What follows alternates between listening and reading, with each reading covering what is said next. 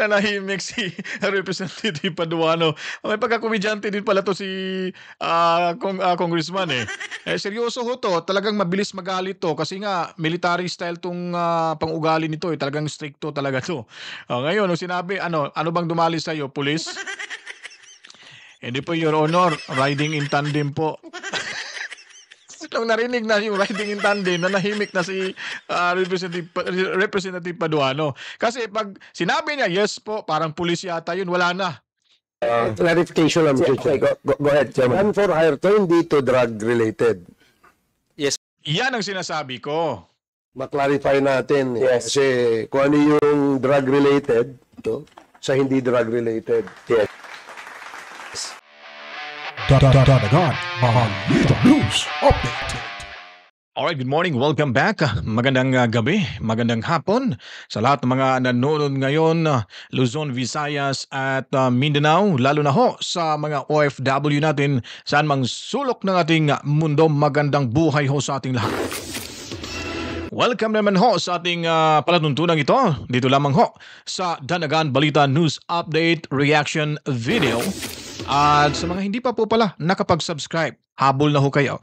Mag-subscribe na para laging updated sa mga kaganapan sa ating lipunan. At ngayon naman ho ay ating pag-uusapan. Abay, medyo ano na no, nagkaroon na ngayon ng investigation or pagdinigo sa ating kapulisan. Dahil nga po ay siguro gustong malaman ng HUAD Committee na kung ano talaga no ang mga makukuha nilang mga impormasyon dahil itong investigation na ito mga kabalitaan ay konektado pa rin dito ho sa Committee on Public Order and Safety mga kabalitaan na ngayon nandyan si Mr. Boldstar ang chairperson ngayon dyan na si Mr. Dan Fernandez. Alright, so bago pa po ang lahat mga kabalitaan, ulitin ko po, subscribe na ho kayo para lagi kayo updated sa mga gaganapan sa ating lipunan. At ano ba masasabi mo dito, Mr. President Bongbong Marcos? At sa amin, nakapag-harvest na kami, kakatanim lang eh. Hindi, buti na lang yung timing, hindi yung bago aanin, nakapag-anin na tayo. Okay. So, kung yung season na susunod, okay. So maliwanag ho sa sikat ng araw na nakapag-ani na ho si President Bongbong Marcos na katatanim lang ho mga kabalitaan. Anyways, babalikan ho natin si President Bongbong Marcos at sandali lang bago ho tayo tumuloy sa ating paksa ngayon ay i-entertain ko ho muna kayo sa ating butihing kabataan party list. Sabi nila diyan daw, allegedly, yan daw si Raul Manuel mga kabalitaan. Palakpakan ho natin kasi ang galing palang sumayaw nito eh. Ayun Ano ba masasabi mo dito Mr. President? Ano yung pagsayaw ni Manuela? at sa amin, nakapag-harvest na kami, Okay. Okay, naintindihan ho namin yan. O meron pa bang ibang sasabihin? Okay, not it that. So, noted daw. Noted yan. Kasi not it that. Parang kulang sa tulog yung ating Presidente Bongbong Marcos. Yan po si Manuel, mga kabalitaan. Enjoy ho muna yung panonood nyo sa kanya. Baka makakuha kayo ng magandang dance steps ho dyan na may apply nyo ho sa TikTok nyo. Ganon siya. Kimbot na kimbot. Darna! Nag-transform. Alright, so balik ko tayo dito sa ating paksa ngayon patungkol ho sa pagdinig dyan sa Committee on Public Order and Safety mga kabalitaan. So tuloy na ho natin to. Pakinggan natin kung baka may makuha tayong information dito at ako komentaryo yun, bigwasan ho natin to pag may nakita tayong mali mga kabalitaan. Good morning, Mr. Chair, and good morning, Sir. I am Police Executive Master Sergeant Jose Peters III from Santa Barbara Police Station, Pangasinan PPO, Police Regional Office 1. Sir, ma'am, during the bypass operations on January 29, 2017, it was a legitimate bypass operation with coordination to the PDEA. I was assigned to be the arresting officer together with the possessor buyer and a confidential informant. After the transaction, I was to arrest the suspect, and I identified myself to be a police officer, but the suspect suddenly stabbed me on my right chest, sir. After that, I was brought to hospital in Dagupan City, and after the documentations of the bypass operations, I received a financial assistance, sir, Mr. Chair. Ayun naman pala, may tulong naman pala So sa yung financial pulis. assistance mo nanggaling sa police. So it was deposited in my ATM, so I assume that it came from the PNP, sir. Yun yung account mo ng PNP. Yes, sir. Yes, sir. So you were helped by the PNP organization. Yes, sir, because the documents I submitted to the PNP, sir. And subsequently, the financial assistance was deposited in my ATM, sir, Mr. Chair. If I may, magkano yung natulong sa'yo? I received 100,000, sir. So, nagpapatunay lang ho ito mga kabalitaan na may natatanggap po palang tulong itong ating mga kapulisan in line of their duty na nagkakaroon ho ng problema. Taliwas ho ito sa mga sinasabi ho ng HUAD Committee na wala daw natatanggap na tulong yung iba. Maliban ho sa mga na-dismiss dahil nga proven and guilty. Kumbaga talagang nagkasala ho. So wala na ho sila sa serbisyo. So sa madaling salita, ang sinasabi ho dito ng HUAD Committee ay nahihirapan ho makatanggap ng tulong yung mga kapulisan ho natin na nasasangkot ho sa problemang iyan in line of their duty, mga kabalitaan. So dito pa lang ho, medyo tagilid na ho yung kanilang mga aligasyon dahil nga po ay siyempre iniisip po nila at mababasa ho natin sa kanilang mga isipan na ang ating former president ay hanggang bibig lang di umano. Walang naibigay na tulong sa mga kapulisan natin na nagkakaroon ho ng engkwentro, nasusugatan, at lalo na ho yung namamatay. Ayon po ni Mr. Bolstar Fernandez, mga kabalitaan. Ayun po ang binabase niya sa hepe ng ating kapulisan. Hindi niya ho talaga, yung pagtatanong niya kay Tatay Digong Duterte, ay, direkta ho talaga na dinidiin niya, ba't hindi niyo natulungan? Sabi ni General, sino ba yung hepe natin? Di ko kilala yung hepe natin sabi ni Duterte, hindi niyo nilista yung mga tulong naman, bigas, pera na binigay nung namatay o na taon nito, na sugatan yung mga kapulisan during sa kanilang legitimate operation o drug operation, mga kabalitaan. So dyan pa lang nakakuha na tayo ng punto. Ikis ho dyan sa information si Mr. Don Bolstar Fernandez. Okay. So saan ang tama mo? On my upper lip chest, sir, Mr. Chair. Malapit sa puso. Yes, sir. Alright. So how many months ka, The attending physician, sir, give me a 30 days recovery period, sir, Mr. Chair. So 30 days ka na sa hospital? No, sir, I requested to recover in my home, sir, because I cannot bear the environment inside the hospital, sir. During that operation, yung na-apprehend nyo ba? Kasi yung pinapalabas ko kasi sa pagdinig na ito, yung mga pulis na na-dismiss, yung mga pulis na naka-engkwentro ho, nasugatan, namamatay, yung punto ho dito kung tinutulungan ba ng previous administration. Ito po yung points ho dito, mga kabalitaan. Kaya sa sinasabi ko, natulungan ho siya ng kapulisan ho natin, so wala ho, dihado ho sila sa kanilang nakuhang fake information na pinapabayaan daw ni Tatay Digong Duterte. Yan pa lang ho, malaking sampal ho sa pagmumukha ng Bolstar na yan, mga kabalitaan. Mamaya ho, may mga interviewin pa yan sila dyan, yung nasasangkot sa barilan, yung nabaril, tapos dinidiin nila, ano ba, pulis ba yung dumali sa'yo? Pulis ba yung gumawa nito? Wala nang iba Hindi man lang isipin na ano ba, gun for hire o mula sa mga durugista. Kasi ito, ang mga pulis na ito ay may involvement po sa, parang drug operatives so ito sila na nandito ho, mga kabalitaan. Yung suspect or napatay din? It was arrested, Mr. Chair, during the follow-up hot pursuit, sir. So walang namatay sa kanila. No, sir. They were incarcerated after the filing of the case, sir. The appropriate case, violations of RA 916 and a assault of agent of person of authority, sir. That the two cases that were filed against the suspect, sir. Sige. Okay. So thank you so much, Sergeant.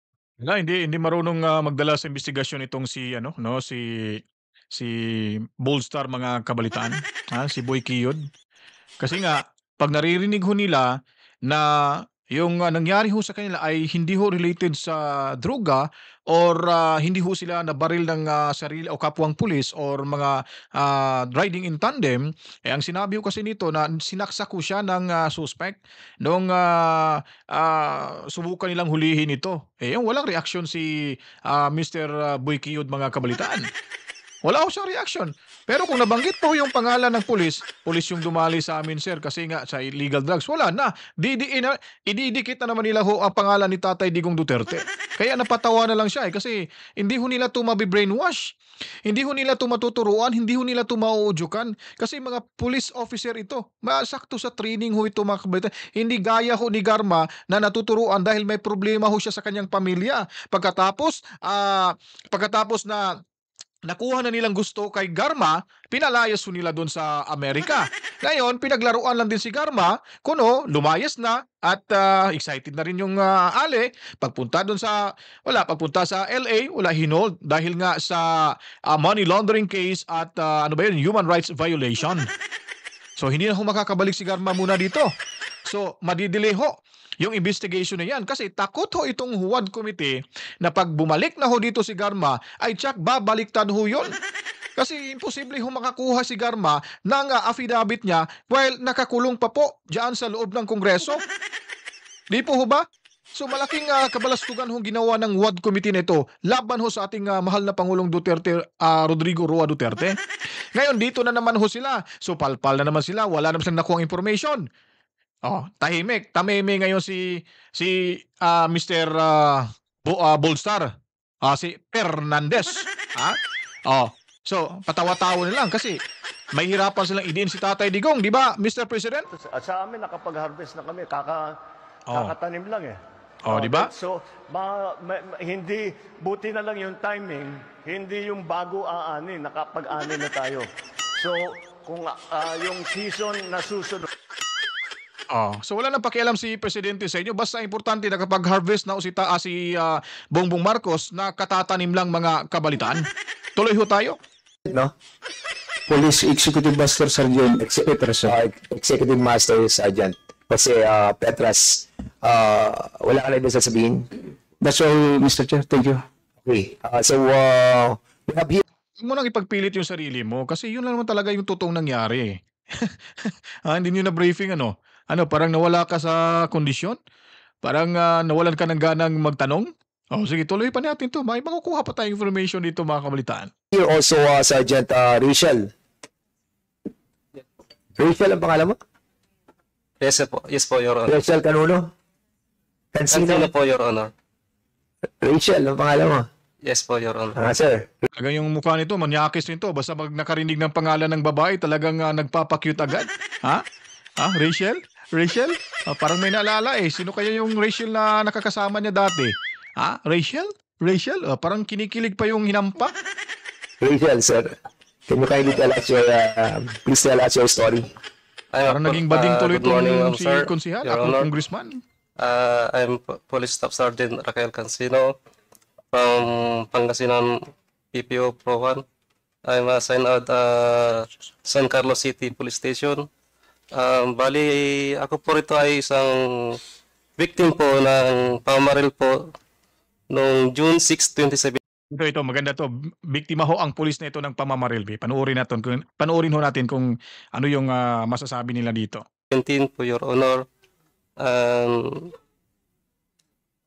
Incoming po ako nung nangyari po yung Your Honor, yung pamaril po sa akin at Yung isang kasama kong police po, Your Honor, is Intel PNCO po. Bali, naratdan ko po siya na nakaandusay po sa gilid ng kalsada po, Your Honor. At nung lapitan ko po siya, Your Honor, meron pong lumapit sa akin na concerned citizen po na sinabi po sa akin na yung puting van po, Your Honor, ang bumangga at bumaril po sa kanya, Your Honor. At ako po ay agad-agad ko pong hinabol po yung sasakyan po, Your Honor. At ganun, kung malapitan ko na po sila po, Your Honor, ay pinagbabaril na rin po ako, Your Honor. At sa kasalukuyan po ng follow operation po, meron po tayong nakasuhan po na 3 po, Your Honor, na sa pamaril po, Your Honor. At ongoing pa po yung trial po namin, Your Honor. Okay, so tinutulungan ka naman ng ating organization. Yes po, Your Honor. Okay, outside help. Meron ka bang tulong na nakukuha outside? Wala na po. Wala ka nakukuha. Tinamaan ka ba ng Yes po, Your Honor. Saan ka tinamaan? Sa left side knee and right side knee po. Bali, 3 po yung tama ko po, Your Honor.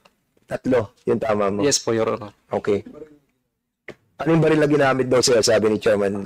Bali, 3 po silang bumabaril po sa akin po, Your Honor. At yung puro short firearms po yung ginamit po, Your Honor. Oh, tingnan niyo yung pagmumukha nitong si Dan, no? Parang gusto niya talagang magtatanong na ano ba, nasa listahan ka ba sa nasa drug watch list ka ba? Ha?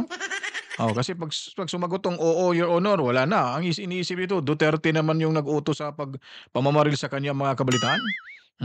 Di ba? Itong mamang pulis, napakabait, yung itsura pa lang, maamo eh. Hindi mo talagang madudahan na may involvement to sa illegal na drugas. Oh, sige, tuloy ho natin to si Mr. Fernandez. Chairman Barbers. Tanungin ko lang. I'm kasi, so hinabol mo, tapos pinagbabaril ka. Yes po, Your Honor. Kasi nakamotor din po ako nung Nakasakay sila sa van. Yes po, Your Honor. So paano mo nalaman 3 yung bumabaril sa'yo? Nung nabasag po yung salamin po, Your Honor, doon ko po sila nakita po, Your Honor. Kasi napalapit po ako sa kanila po. Ilan yung nasa loob ng van? Ang pagkakalam ko po, Your Honor, is 5 or 4 to 5, Your Honor. 4 to 5. So yung binagbabaril mo yung sakay ng van?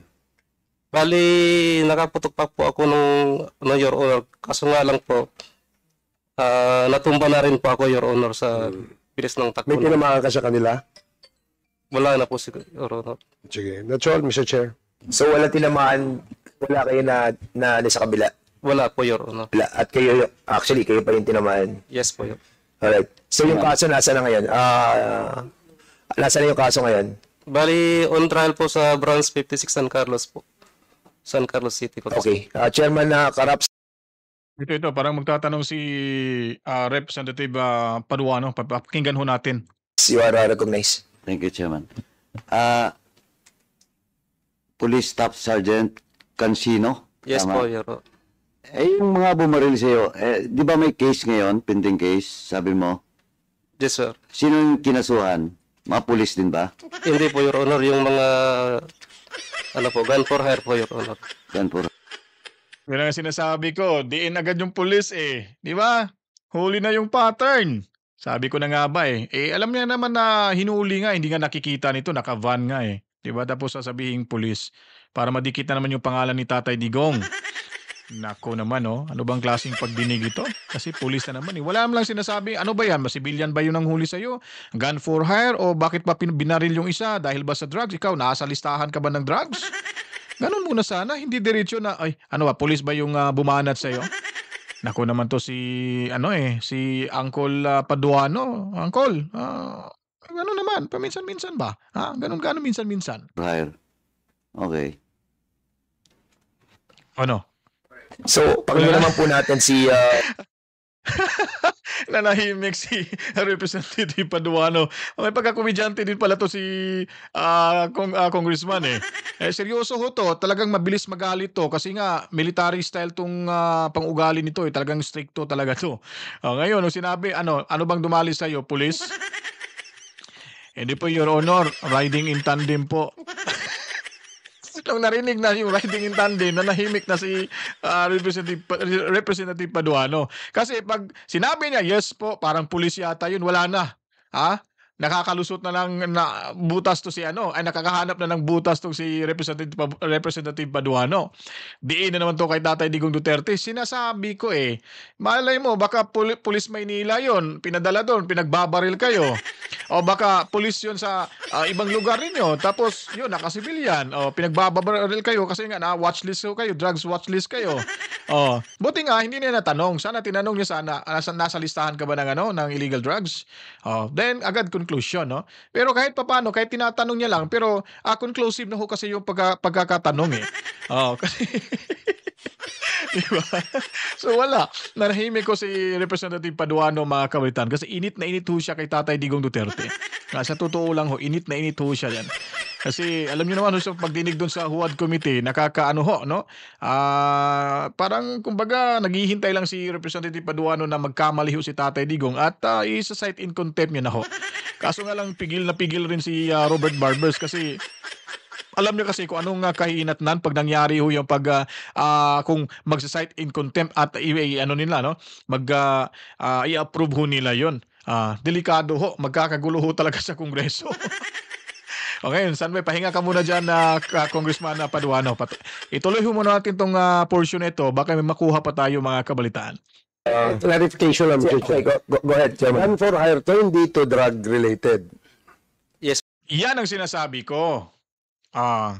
Ganong klaseng tanong, mga kabalitaan. Di ba ho? Para hindi ho mabahira ng pamumulitika.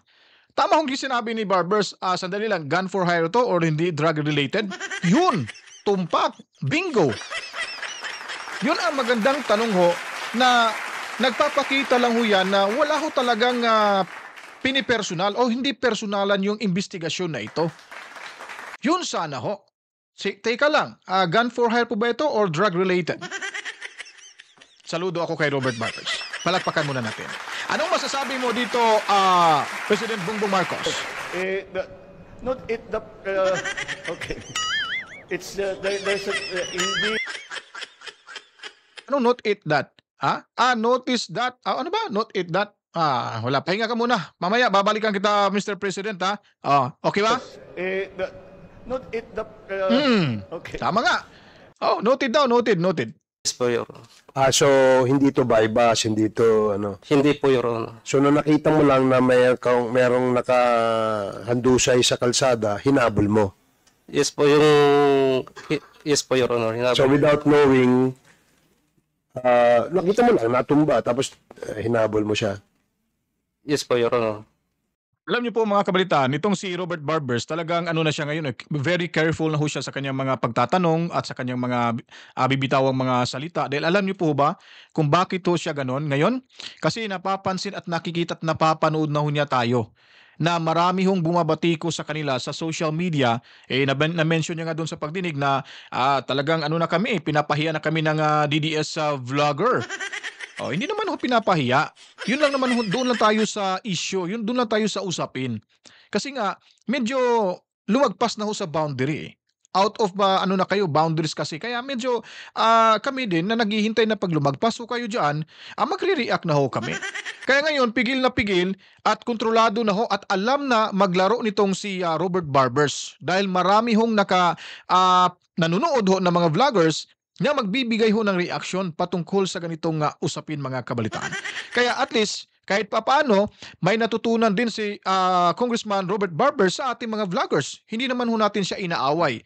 Kumbaga, dito lang ho tayo sa mga usaping ito na kung saan nakikita natin yung mga kanilang kabalbalan, yung kawalang hiyaan ho diyan sa Kongreso. Di ba? Napakasakit ho isipin kung kayo po na may gaganunin. Naramdaman niya po ang nararamdaman ng taong bayan kung papaano ho nila iwinalang hiya itong ating mahal na Pangulong Duterte. So ngayon naramdaman ho ni Robert Barbers, kaya medyo talagang nasa tamang proseso na ho siya sa pagtatanong.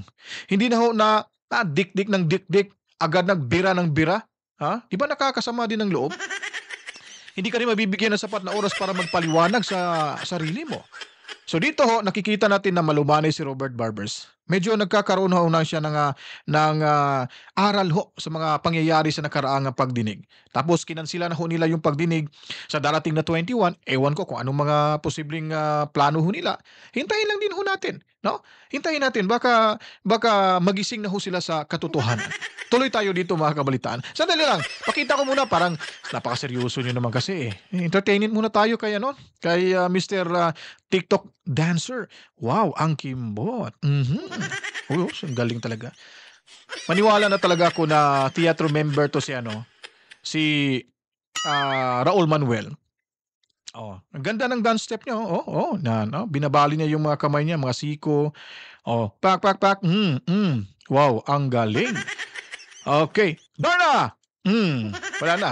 Nag-transform na siya mga kabalitan. Balik ko tayo sa ating usapin. Because the reason why I asked this, Mr. Chair, is because dapat ma-clarify natin. Yes. Kasi kung ano yung drug-related sa hindi drug-related. Yes. While we, of course, are concerned about yung ating mga membro ng PNP na napapasabak sa ganyang klaseng inkwentro na kung saan ay yung karamihan ay kung hindi nai-injure ay namamatay, siguro dapat i-separate natin sa ating paggawa ng report kasi yung tulong na pinaplano ng ating komite na magdagdag ng sapat na pondo para sa legal assistance for all our PNP personnel should be based, of course, primordial reason is the wounded or killed in action, meaning legitimate police operations. Yun ang I don't know how perhaps the PNP can help us kung paano how to classify that. Kasi halimbawa, buy-bust operation. Binay-bust nyo yung drug suspect. Pero wala kayong coordination sa PIDEA. How will that now be treated? The law is very clear that all anti-illegal drug operations must be first coordinated with PIDEA. So kung hindi ba kino-ordinate sa PIDEA at na-buy-bust, nagkaroon ng inkwentro, namatay, nasugatan, paanong treatment doon? It's just a question that I'd like to throw to the committee so that when we finally come to a point to write our committee report, meron tayong recommendations, Mr. Chair. Yes, ito, Chairman Barbers, nakalagay dito, submitted by the PNP, yung mga PNP personnel who died from 2016 to 2022 through shooting by type of offense na drug-related. So, submitted sa atin to, giving the copy to all the members at for your perusal. Sige, Congressman Thank you, Chairman. Araps. Anyway, before I ask Police Staff Sergeant again, Casino, actually not only those who died and wounded, also those police officials, whether kahit mga PNCO, who are also victim of such campaign during the previous administration. So, marami po yan. Marami pong mga forms of violation of the rights, Marami po yan. For example, yung mga police na pinatay din. Di ba? Because they're being accused that they're involved in illegal drugs. And the proof is their names is listed in the Duterte's list. Tapos, kailangan ma-check natin saka makuha yung data dun. Saka maimbestigahan. Ano na ba ngayon yung status ng mga yun? Kahit sabihin pa natin na those in the list and was killed are really involved, Really involved in that in the drug trade. But still, they have the right. Diba? Yan, for example, ganyan. Second is, those names listed in the Duterte's list that was assigned sa malalayo. Then pagdating na doon, pinatay. Di ba? Marami yan. So, we have to get that list and documents. For example, I will cite you one example, Mr. Chairman. Sa amin galing, yung Colonel Rapis, nasa Duterte's list, nirelieve, inassign dun sa Zamboanga, doon na siya inubutan. Until now, the case is unsolved. Unlike here now, in front of us, of course, are all our heroes, no? In line of duty. Okay, so itong naman kay Karaps mga kabalitaan, yung sa kanya ay klaro ho na hinahanapan niya ho ng butas at naghahanap po siya ng makapagpaliwanag ho diyan sa sa pagdinig nito na maaring hong madidiin ho si Tatay Digong Duterte. Sa ngayon ho, wala ho siyang nakikita at wala ho siyang naririnig patungkol diyan mga kabalitaan. Dahil alam naman ho natin itong mga pulis na ito at alam rin nila na yung kanilang ginagawa ay maaring hong mamamatay ho sila dahil sila ay bilang mga drug operatives mga kabalitaan. Di po ba? O walang koneksyon sa kalakaran sa illegal na droga, ba't po ba sila mamamatay? O pinapatay? Dahil nga po, malamang sa malamang, ganito ho kasi yan mga kabalitaan, ako hepe. Matagal na akong hepe, colonel na ako, di ba? Tapos, sa laro ko sa magiging pulis, alam na ho natin yung kalakaran dyan. Para maging safe ka, para hindi ho ka makalaban ng mga illegalista o durugista, siyempre, luluwagan mo yung restriction mo. Di po ba? Makipagkaibigan ka ng sekreto o magbibigay, tatanggapin mo. O pag natanggap mo na, may allotment ka na buwan-buwan. Sino bang makakaalam? Kayo lang namang nakakaalam dyan between the durugista and ikaw. Unless kung ikaw or ang durugista, sasadyain niyang magbigay ng pera tapos recorded ho yan, sakasakali ma-involve siya sa illegal drugs. Hindi po ba? So ngayon, hindi rin natin alam kasi kung ano yung sinasabi ni Karaps na pulis, yung hepe na namatay dun sa Zamboanga. Malay mo, baka nga talaga may sikreto ho yun. May participation yun. At hindi naman ho yan na, wala naman ho talagang resulta na ito ay ginorgor ng mga pulis. Wala ring resulta na ginorgor ng mga durugista. Binaril lang ho siya. O ba't hindi ho, ngayon ba't hindi nyo papaimbestigahan? Wala na si Tatay Digong Duterte. Ba't hindi nyo ungkatin yon? Buhayin yung kaso na yon para malaman talaga.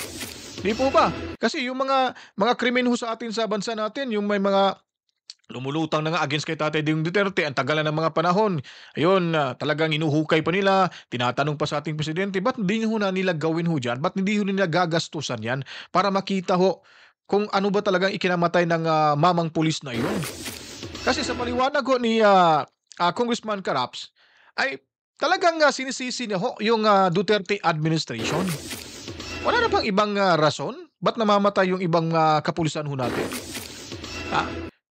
At halata naman ho, yung ibang kapulisan natin, pag maraming bisyo talaga, mahilig sa sugal, maraming babae, at kung ano-ano pa, talagang papasok ko yan sa kalukuhan. Gagamitin ho nila yung tsapa nila para sila ay, siyempre, protection na rin ho nila. Police sila walang mangingialam sa kanila unless kung makita at malaman ng kanilang, yung kanilang boss sa taas. Di po ba?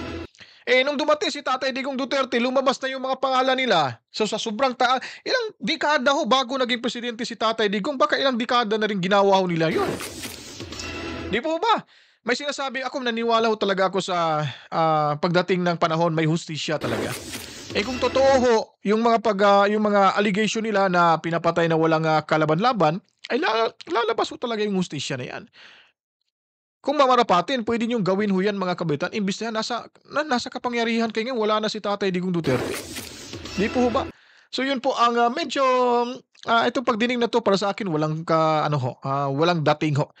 Kasi mahirap kasi pag mag-imbestiga ka, or gumawa ka ng investigation or pagdinig sa isang committee na yung naghahawak sa committee na yan, ay alam natin na kinakalaban din yung subject ng kanilang investigasyon. Kumbaga hindi patas, hindi balanse ho yung investigation nito. Kasi tingnan mo nga si Fernandez, wala nga silang parang matamlay ho sila diyan ngayon. Nawawala yung kanilang kabangisan. Kasi wala ho silang nakukuha information na magdidiin ho ka Tatay Digong Duterte yung sa kanilang mga resource speaker na nagsasalita ho ngayon diyan mga kabalitaan. Di po ba? So pilit dinidiin ho ni Karaps sa mga kabalitaan na maaring talagang may kasalanan ho si Digong Duterte kasi nga dito nga sinasabi hindi nga riding in tandem nga, hindi nga pulis. Tapos ngayon medyo tumamlay ho si Karaps. Oh, ngayon kinuwento niya naman yung mga pangyayari sa patayan sa pulis dahil nga sa nasa listahan ni Tatay Digong Duterte. So, para saan pa po ba? Klarong-klaro na ho na medyo ah, ang mangyayari ho parang huwadcom hearing pa rin 'tong mga kabalitaan.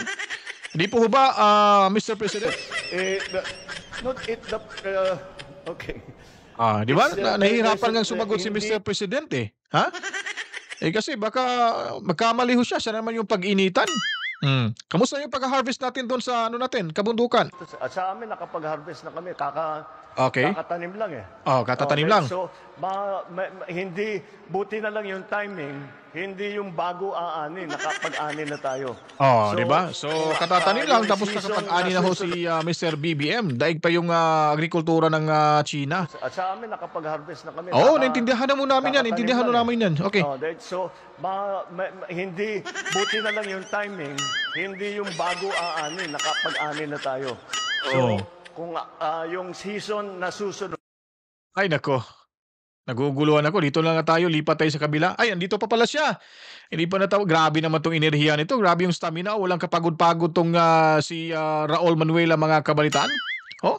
Walang kapagod-pagod. Panay sayaw talaga sa TikTok. Ayun. Diyan ka na lang muna ha. Kasi mag-extra na ako. Raul Manuela, enjoy lang diya. Ayaw ka ulaw kay ilan lang kami nanonood sa iyo dyan. Ayun po mga kabalitaan. So medyo hindi natin to tatapusin tong pagdinig nito dahil wala ho silang mapapala sa pagdinig nito. Talang matamlay ho yung pagdinig ngayon dahil wala hong nagdidiin kay Tatay Digong Duterte kasi gusto ho nila talagang malaman kasi wala silang nakuha sa Huwad Committee. Wala ho silang napala doon lalo na nakaharap na lang si Tatay Digong Duterte. Wala talaga silang nakukuha ng sapat na information. Ngayon sinusubukan ho nila dito ang ating kapulisan dahil ito nga yung spokesperson nila parang kakampi na ng Huwad Committee. Dahil mantakin mo naman mga kabalitaan na yung pulis daw, yung ibang tao kasi nga nagda-drugs kasi gusto nila pahabain yung oras kasi lalo na pag driver ka o bumabata ka, sumisinghot ka. Okay lang yun kasi di naman sila adik para lang masustenir yung oras ng biyahe sa sobrang haba ho. Para gising ho daw sila. Ano ba yung klaseng utak meron yung kapulisan ho natin ngayon dyan mga kabalitaan? Kaya nga pag sa local government, yung mga empleyado, random drug test nga para malaman talaga at iwasan yung mga adiko sa LGU. Ngayon, tapos pinapaalis na nga dinidismiss nga. Ngayon, papayagan na lang natin kahit umihitit kasi hindi sila adik. Naku, ano ba yan? Talagang nahawaan na talaga kayo sa ating nakakataas diyan sa inyo mga kabalitaan. Nako, kita-kisa naman po tayo sa sunod pa natin mga i-upload na video dito ho sa Danagan Balita News Update. Sa mga bago pa lang ho kayo nanood, mga bagong salta, well, pwede na ho kayong mag-subscribe, mag-like, mag-comment para lagi ho kayong updated sa mga kaganapan sa ating lipunan. So hanggang dito na lang ho. Matsalam ho sa inyo. Ingat-ingat lang po at abang-abangan nyo po yung mga karagdagan pang reaction video ho natin mga kabalitaan. Sa muli. To God be the glory. Mama, Chip Chip. Peace out.